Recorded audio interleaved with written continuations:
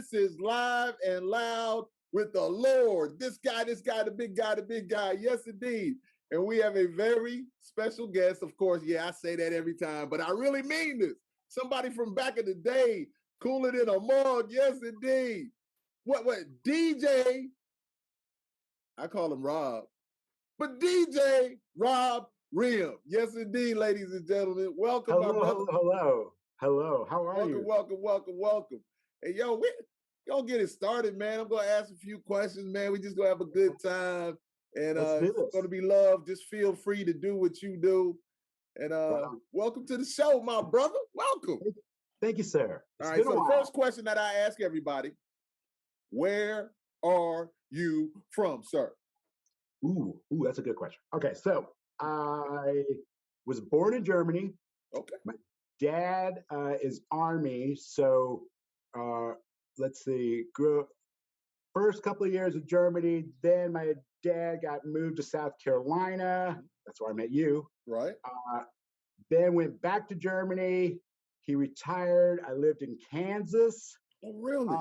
For a couple of years. Then I moved to Greenville, South Carolina, and that's where I started DJing.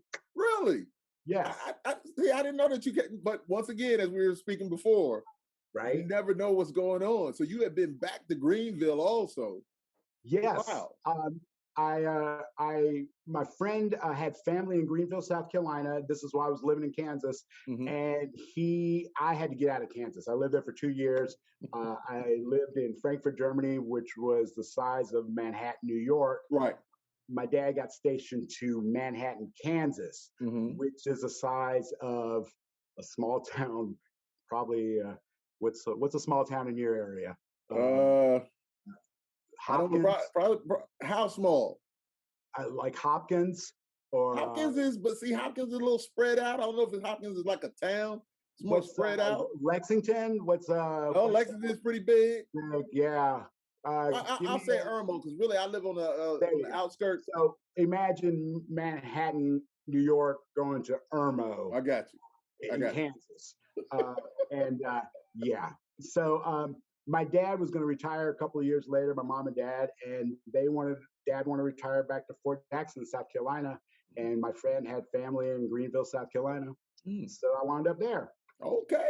Yeah. I love it. I mean, hey, listen, travel. We all travel a little bit. Right. But so what part of Germany were you born in again, though? I was born in Stuttgart, Germany. Stuttgart, okay. Yeah, which is kind of they make Porsches there. That's I guess going towards the north.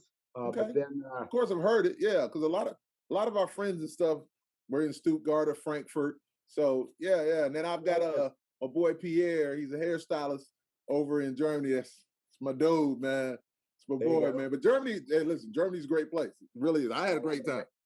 So this was the 80s. I'm sorry. No, this was the 80s. I was in Frankfurt, Germany, and then I went to Kansas. Gotcha. Kansas, Dorothy. Right. All right. So, how long have you been DJing?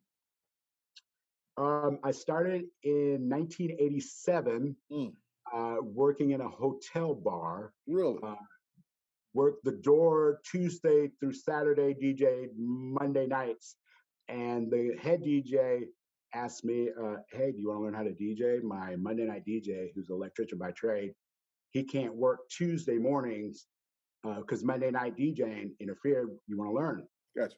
So I learned and I started DJing. First night I did a Monday night. I still remember this. It was, I think it's May of 87. And the first song I played was Jody Watley. I'm looking for new love.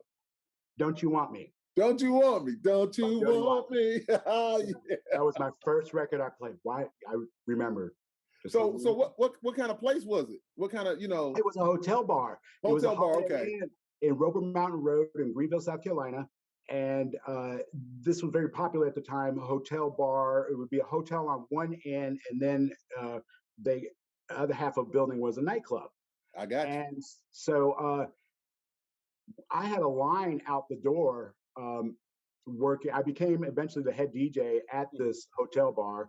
And I had a line out the door, and I I decided I need to, after I think like 3 years working there, I decided I needed to improve my world. And I moved to Charlotte, North Carolina.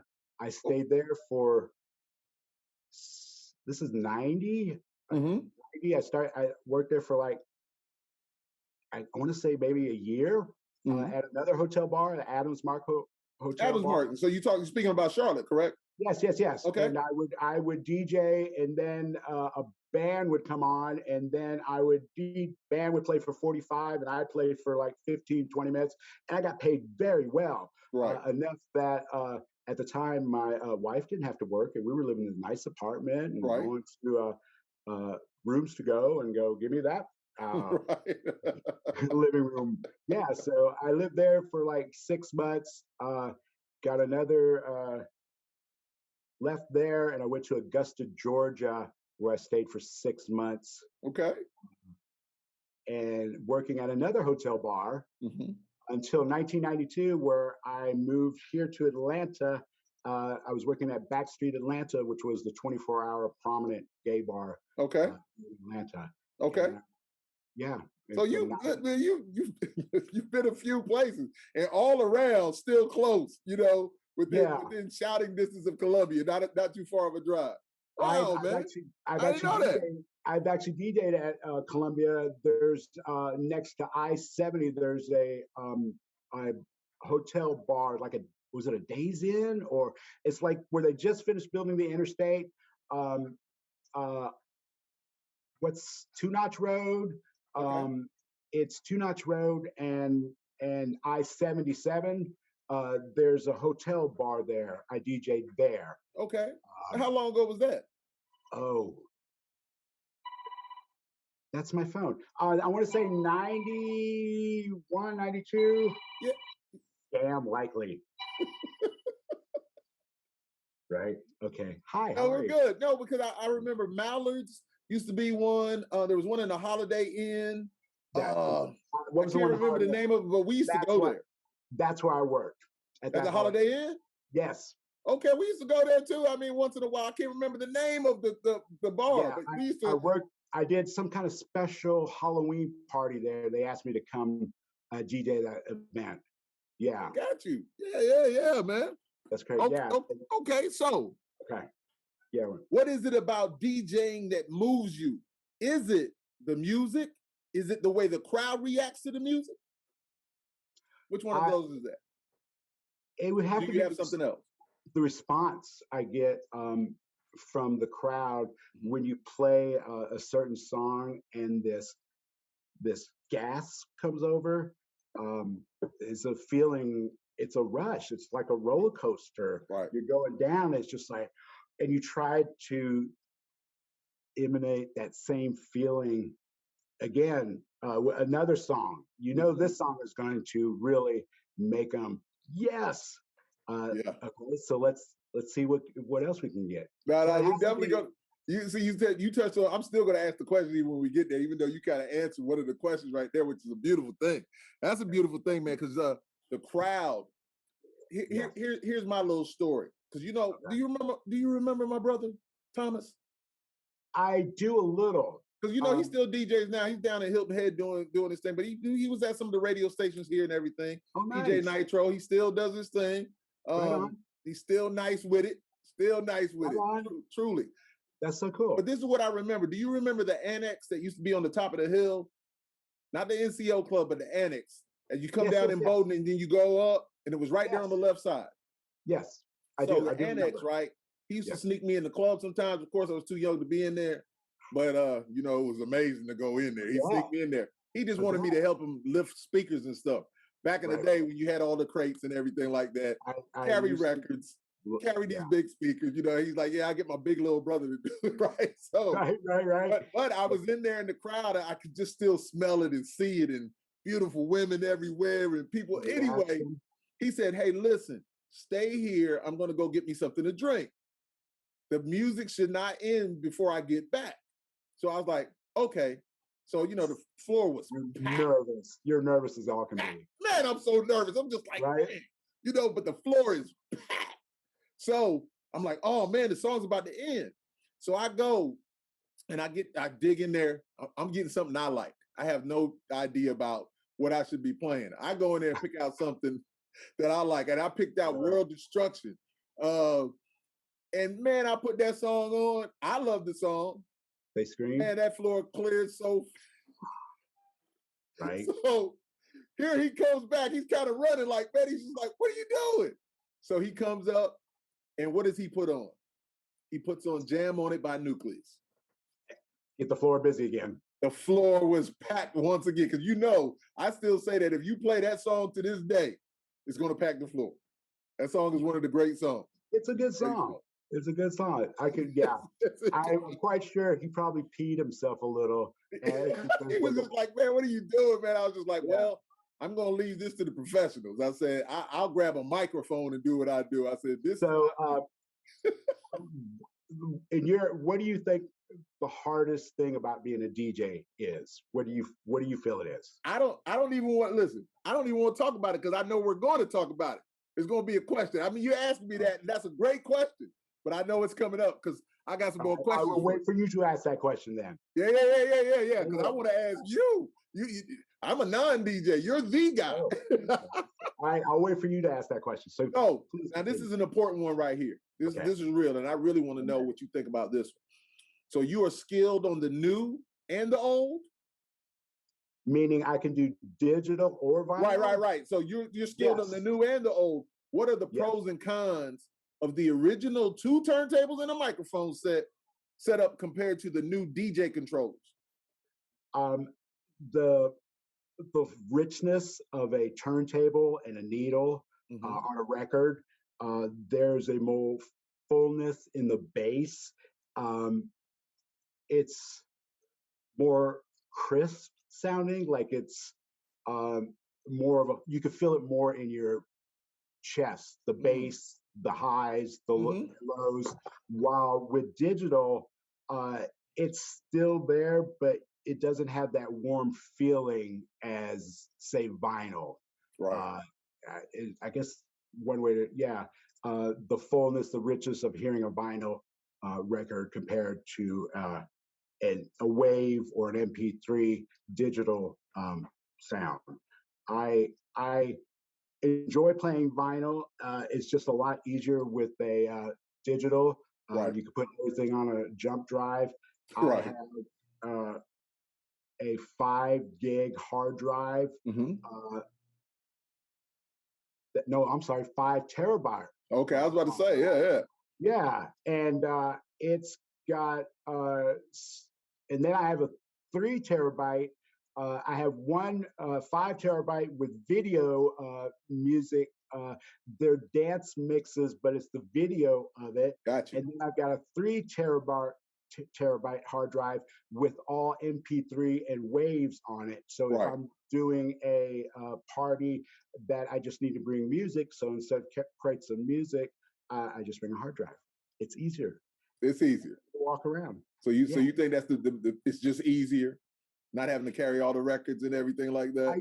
Barbacks used to have to come in and grab your records for you because you would bring in 2 or 3 crates of records depending on which direction. One crate may have hip hop in it, another would have house, another would have like jocks and jams stuff in there. So it was just, and it's heavy. It's heavy. I know, man, because I used to carry them. All right.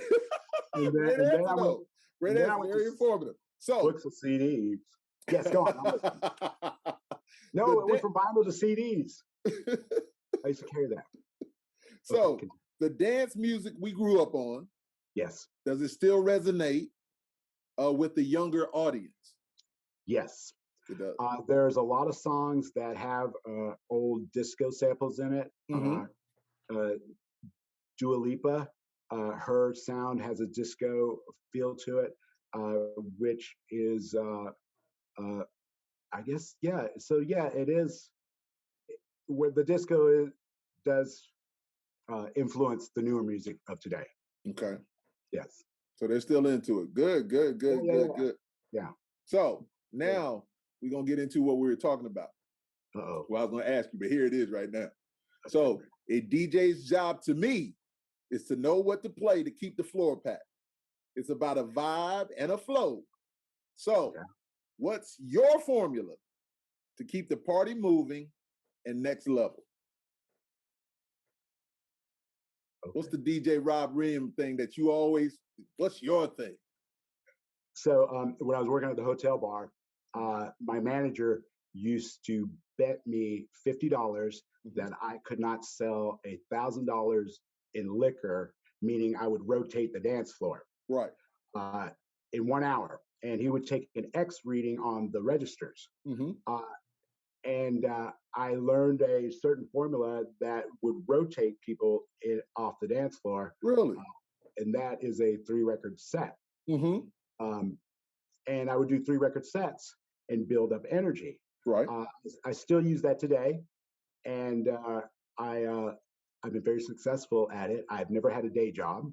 Right. I've always been a nightclub DJ. Gotcha. And it's paid off pretty well.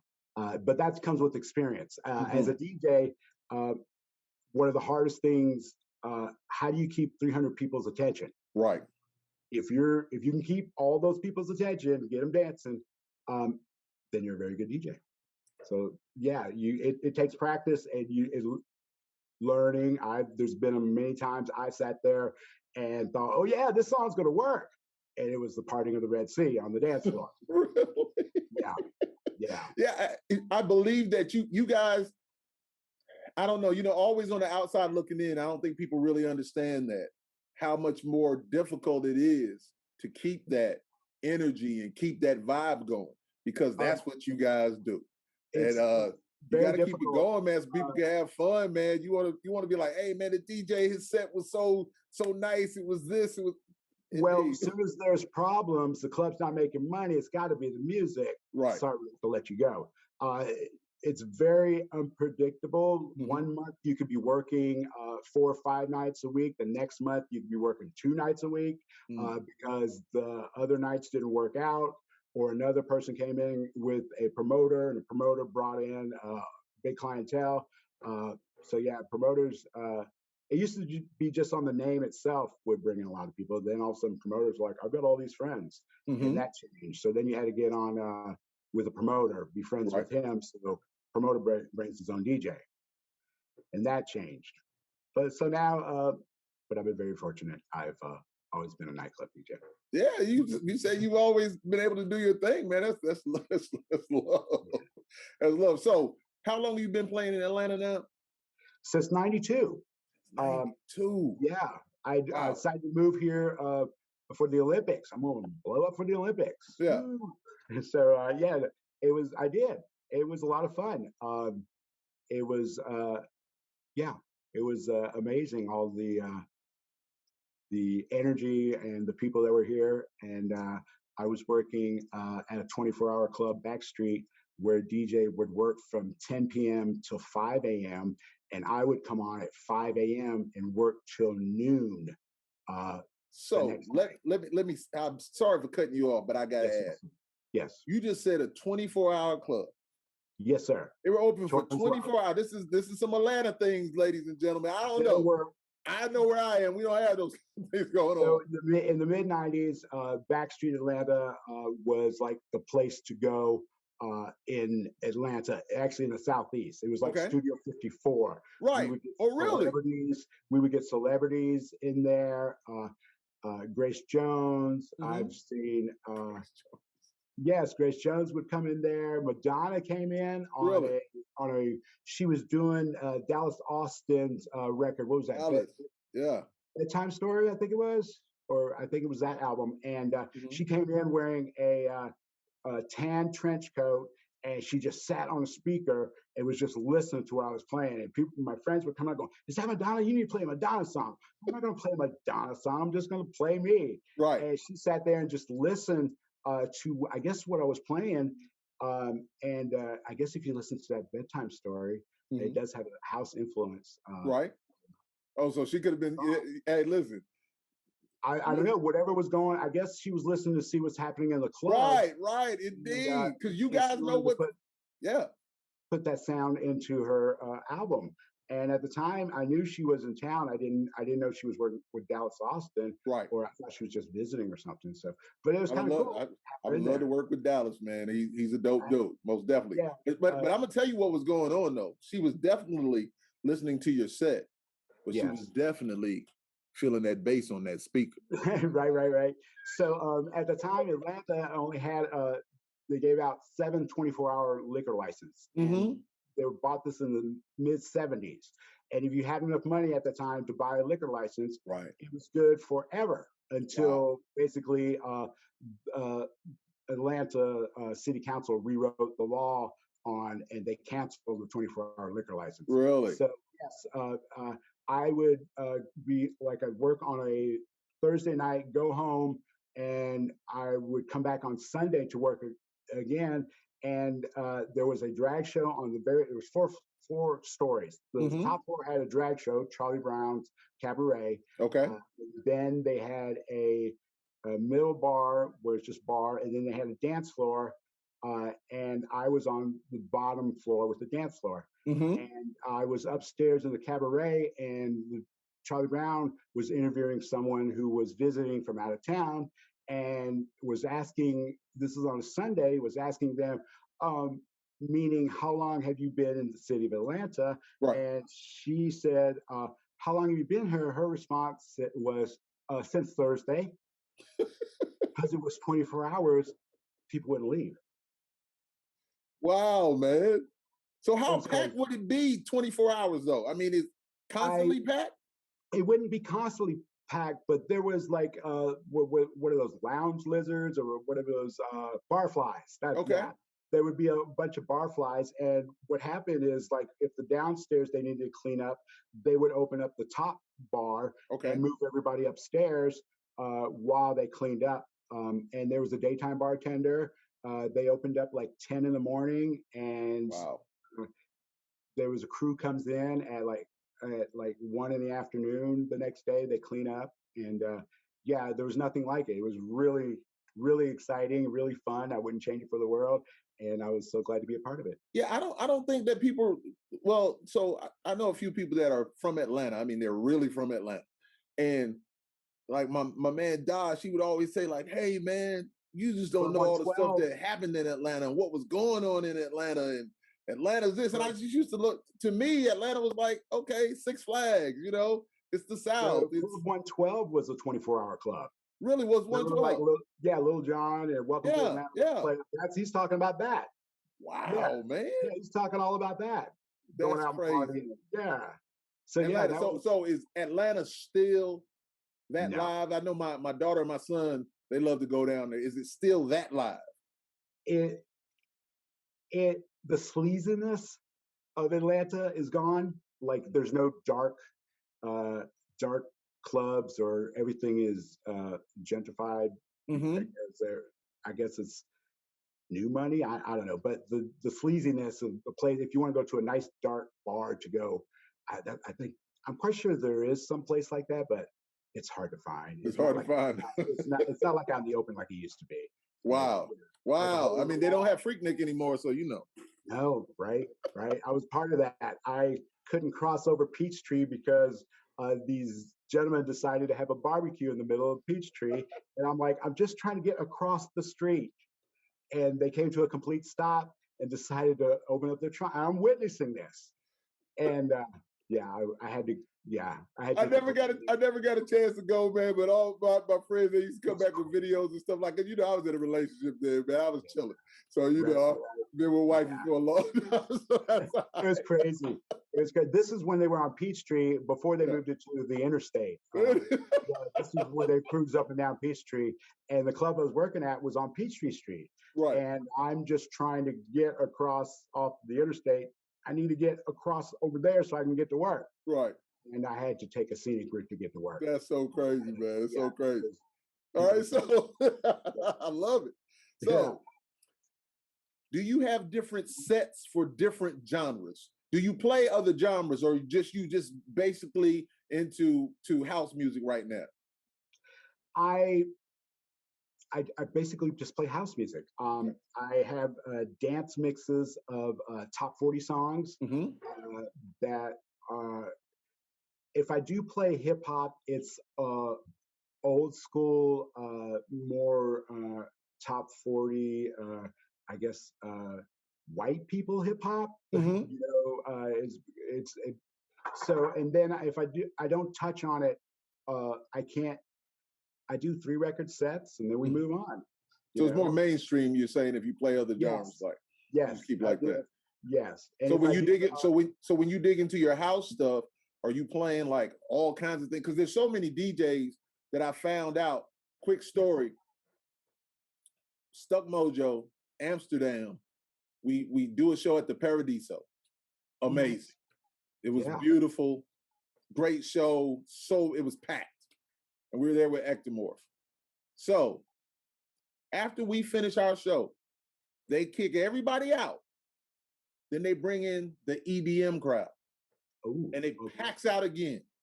And so I'm like, I go take a shower, I go change, on the tour bus. I come back in to the venue just to hang out. Me and my boy LSU, a drummer up in Chicago. And we go and we just hang out. And I was like, this is amazing.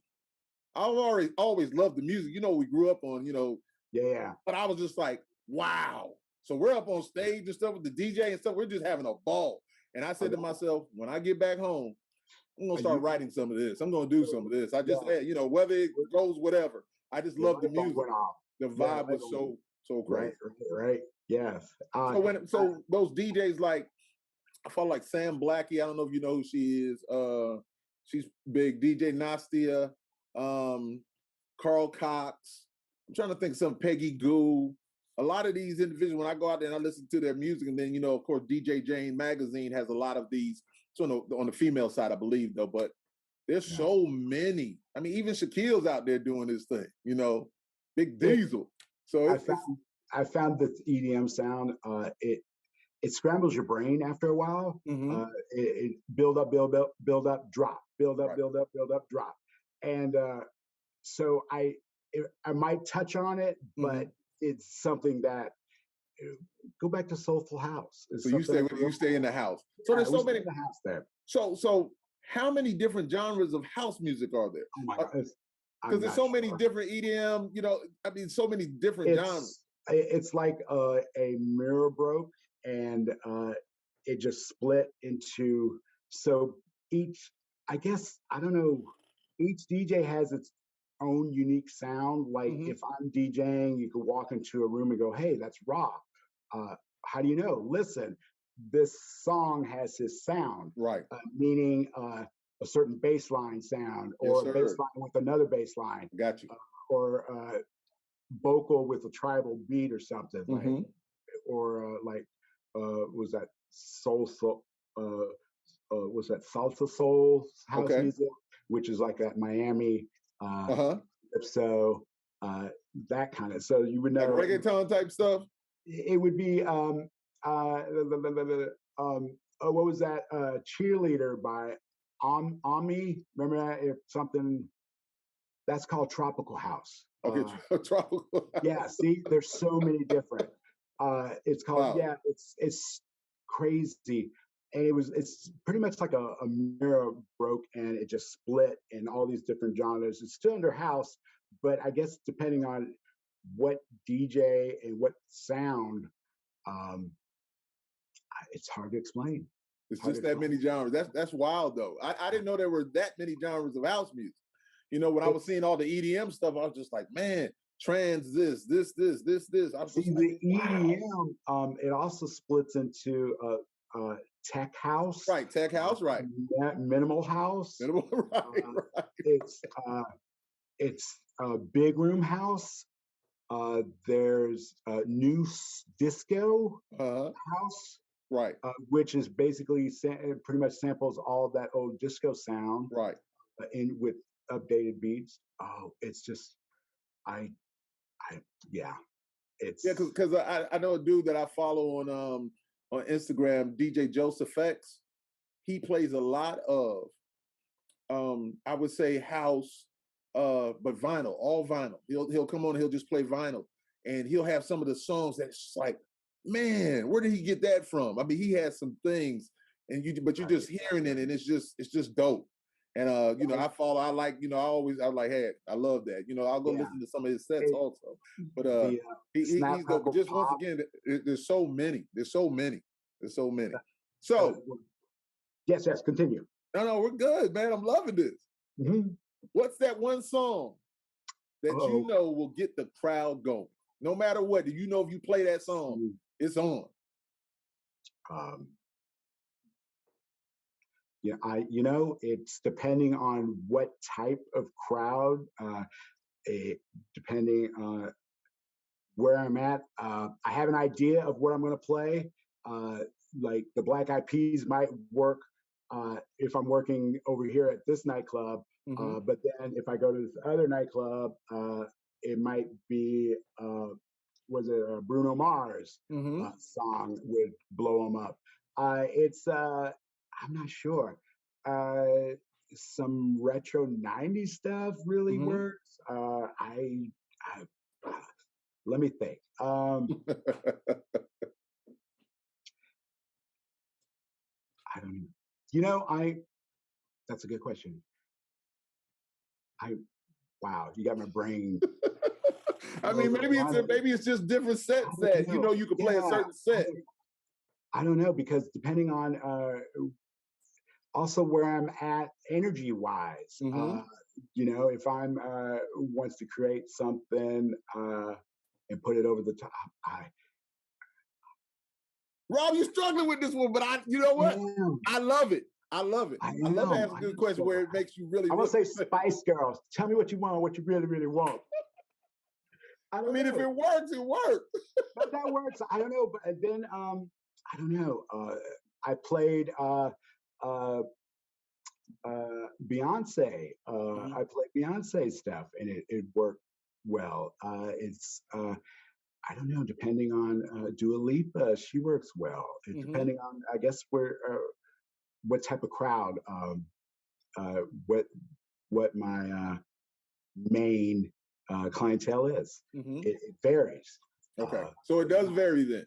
Yes, there's not certain one song. There are several that I feel works, and I might, if I'm doing an event, I probably put it in my I got to play this category of where I'm at. You know, I don't know. So let me ask this. So get back to where you said you do a 3-song set. So Yes. define that for me. What does that really mean? So if I do male vocal, I try to do 3 male vocals, or if I do hip hop songs, I'll do 3 hip hop Okay. songs. Okay. If I do a house song, I'll do 3 house songs of the same female vocal, Gotcha. and then I'm going to go to a male female vocal Okay. to go before I go to a male vocal. Okay. And then I'll do like 3 male vocals or 2 male vocals, and then go back into a female. Okay, I got you. I kind of thought that's what it was, but I just wanted to make sure. Yeah, so yeah, we're doing. You have to have a direction. I have an idea of what I'm going to play, Mm-hmm. but if someone comes up and says, "Hey, can you play the song The Chair?" I was like, "Oh yeah, it's a good idea. I should play that." And I said, "Yeah." So yeah, I have an idea what I'm going to play. So are you cool with requests? Yeah, it don't bother me. Like I said, you have to have an idea of what you're going to play, and if you come up and say, "Hey, play this," oh, that's a good idea. I didn't think about that. I should play that.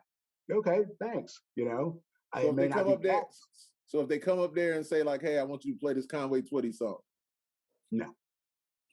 If I have a dance, do I have a dance mix of it? I have a. Oh, I just got a dance mix of a. What was it? I Love a Rainy Night. I love, yeah, Eddie Rabbit. Yeah, Eddie Rabbit. I have a dance mix. So, yes, guys, I know stuff like that. I love music. Don't hate on me. Right? Don't hate on me. I love music. I love a rainy night. Come on, man. I played it rained here in Atlanta. What day was it? It was Wednesday night. I was DJing and I played it. Something that got sent to me, and I just like, you know what? It's slow. It's raining. Yeah, let's do it. Right. Awesome. Okay. All right. So, are you still big on vinyl, and do you still dig in the crates? I am not big in vinyl, just because it's a lot easier for record promoters to send me through email. Gotcha. I get stuff sent to me. I'm part of a DJ coalition, DJ like. list out of New York where I get promotional stuff sent to me. Okay. Yeah. I have to give feedback on it, and if I like it, and how I would rate it, and what version of the song that I have. And then what they do is they call up the radio station and say, hey, this song is really happening in your nightclub. Right. You might want to start playing it. And that's how that, so I get a lot of stuff like that sent to me. I get, hey, the nightclubs, the Pulse, you guys have it. You know what? I don't want to say that yet because I know I'm about to ask you that right there. I'm gonna ask you that in a second also. You're already touching on stuff already. It's beautiful. It's beautiful. So how much producing do you do these days? I was in a relationship, and relationship ended after many years, and I've been procrastinating, being lazy. So I haven't done anything in like the last 5 years. Oh, so it's been a while. It's been a while. Okay. I really need to get back into it, but I just haven't set anything up after my separation. The stuff I did have, I boxed up, and I've just been kind of hesitant to open it back up and get everything set up. So it's been a while, but thanks. Hey man, it's love, man. I didn't mean to take you back anywhere. Yeah, thank you. I need to start doing stuff again. I've been lazy. I'm gonna admit it. I've been lazy. No, I want to take you back to a place might not have been a good place, man. But hey, man, we live and we learn, we move on. Right. So yeah, I been on pause. Thanks.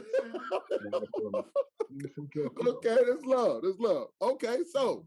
Thanks, Lloyd. Go ahead. All right, I'm listening. So great DJs have their finger on the pulse of what's hot. Okay. What's the hot trend in music right now in house music? Ouch. See, there's so many different versions of house. But for me, the old disco sound with a modern beat updated for instead of having a live drummer, got a drum machine, but it still has that disco feel to it. That's very popular. That's really working out for me right now. So I feel that maybe that's working for myself. But other DJs, depending on their sound, their whatever's, each DJ, especially house DJs, they try to find songs that go with their sound, meaning a certain bass line, a certain synth line that they like, that, oh, this song has the same synth line as this. So I try to find a version of the song with that sound in it, so I can mix, get the flow. Yeah. The flow, man. You're scrambling my brain. No, man, I'm good. Listen, but I like it. I'm glad, because I really, when I sit down and I'm just thinking, what could I ask? I go down and I'm not grabbing these questions from anybody else or anything like that. I just sit down. And, no, that's good. No, and I say to myself, okay, Rob, I go out there and I look at your page and I just look at things. And then I said, and then I just start writing. My mind just goes. And I just say, like, okay, this is the question I want to ask. All right, so we're at that. I'm going to say it's the final question. It may be. Okay. I'm going to say it's the final question. Okay. So, who's on your Mount Rob Moore? I know you like that. Who's on your Mount Rob Moore of great DJs? In-house or anything. It could be any genre. Who's those DJs that got you? So that's a good question too. That's a very good question. I've seen a lot of DJs. So as a DJ, listening to other DJs, if a DJ plays a song that gets your attention, like, ooh, okay, what is this? And I try to do that. Okay. try to play songs that if I know another DJ and if they come up to you and go, "Hey, what is this song?"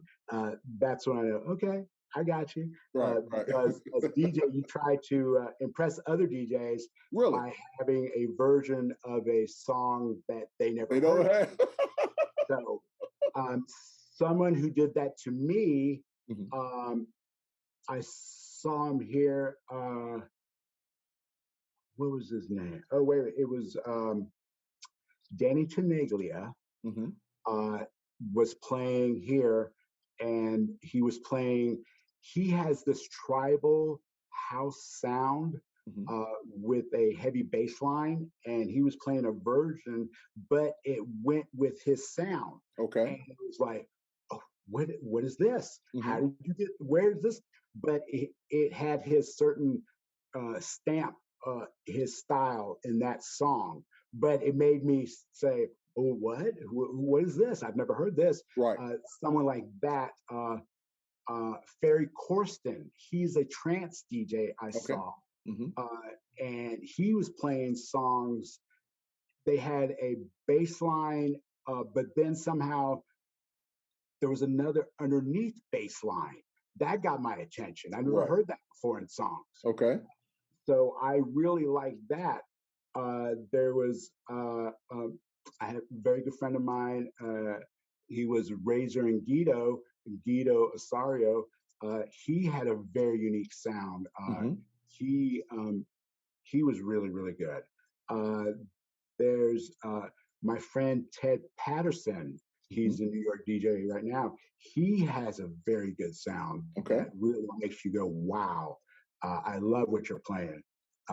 There, yeah, there's a handful of, I guess, DJs that makes me really go, "Okay, you're really good at this. Gotcha. I enjoy listening to you." There are other DJs that it, I can't listen to you. It's like tennis shoes in a dryer, and I don't understand. Yes, Listen, I am a very visual person. And so all I did was when you said that, I just saw the sneakers turning and then I yes, could hear it. And that is yes. that's rough.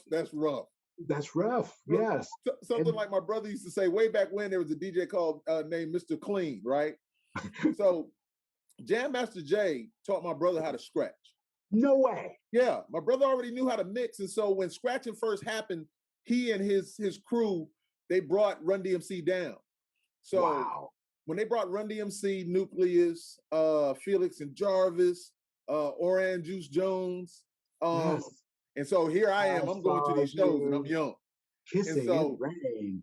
Yeah. Jam Master Jay, you know, he was just looking at him, learning. So Jam Master Jay told him, like, mate, Jam Master Jay, rest in peace, one of the greats. He One of the said, greats. nah, man, you got to put a felt up under there. Because my brother used to make the greatest mixtapes. I used to take him on the bus, like, I got it.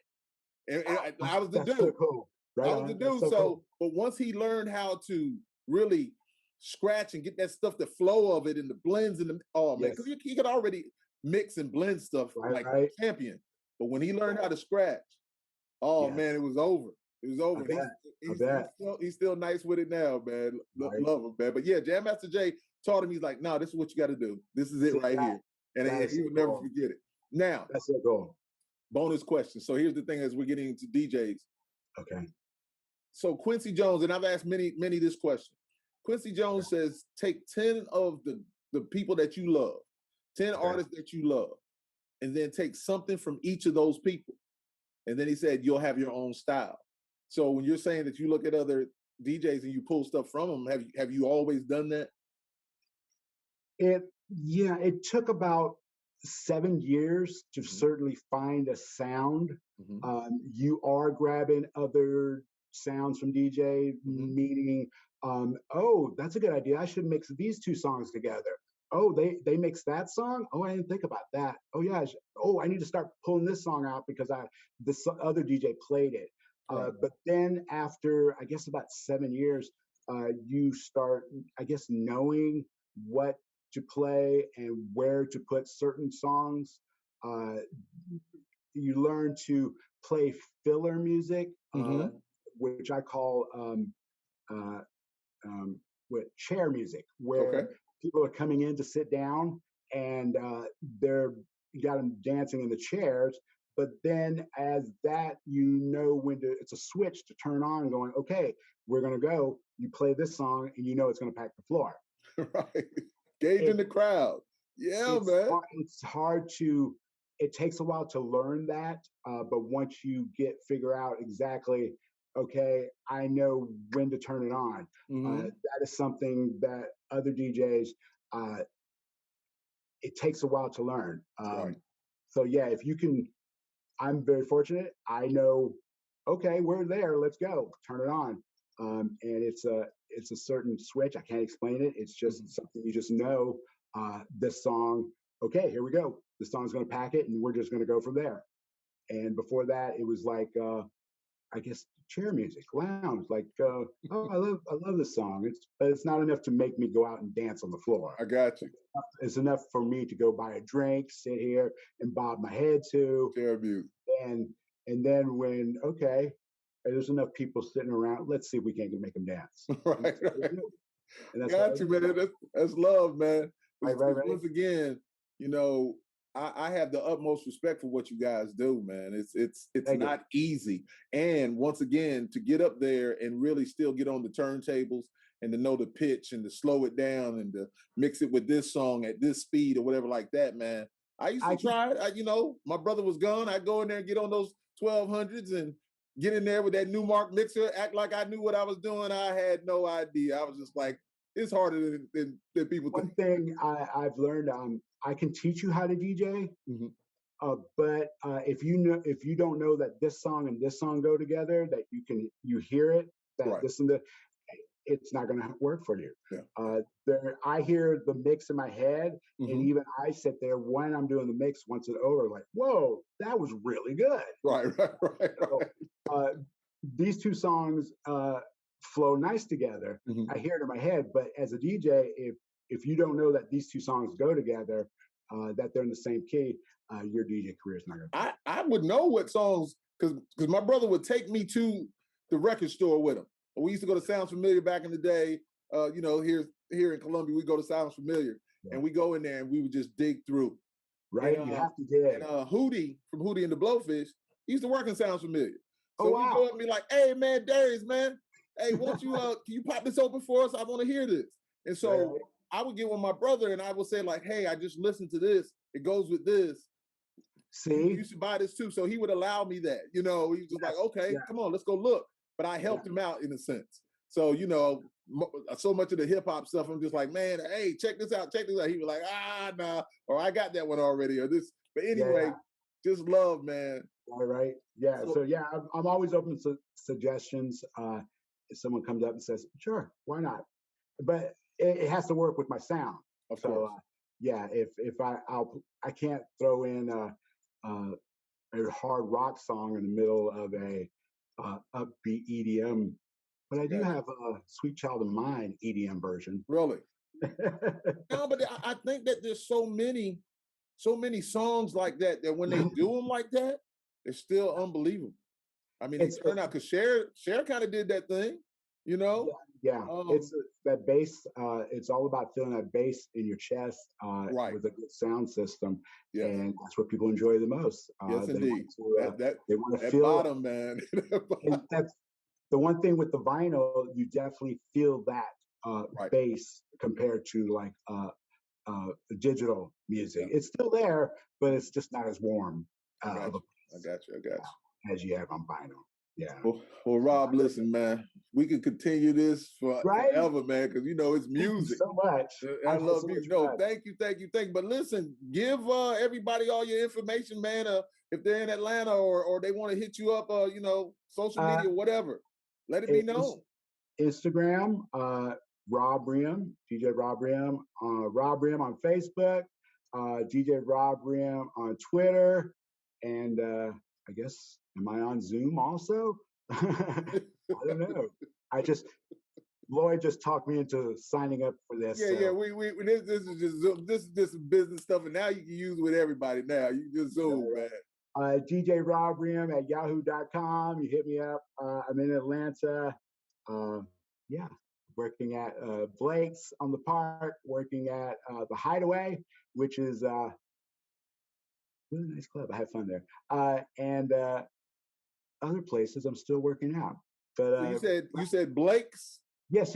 I work at Blake's, and I work at another club called the Hideaway. The Hideaway, okay. Yes. And I'm trying to work at these other clubs, but I've been kind of laying low, kind of retiring, not retiring, but not putting as much effort into nightclubs DJing. Okay. I realize I'm my mind says I'm one age, but then my body goes, nope, you can't be doing that. So I decided to take a step back. I got you. Hey, it's all love, man. Well, listen, I know Thank you've you been so doing it for a long time, and you're loved down there in Atlanta, no doubt, man. Probably in more places than you think you are. Probably back in Charlotte, Greenville, in Kansas, also in the middle of nowhere. Middle of nowhere, right? Yeah. It's all love. So Thank once you. again, ladies and gentlemen, this is Live and Loud with the Lord and our very special guest, DJ Rob Reum. Unbelievable. Thank you so much. Yes, indeed, Thank you. man. Thank you, rock. man. Really appreciate you, bro. Thank you, sir. All right, man. Peace. Flicker, flicker, shine the lights. Flicker, flicker, flicker, bring the lights.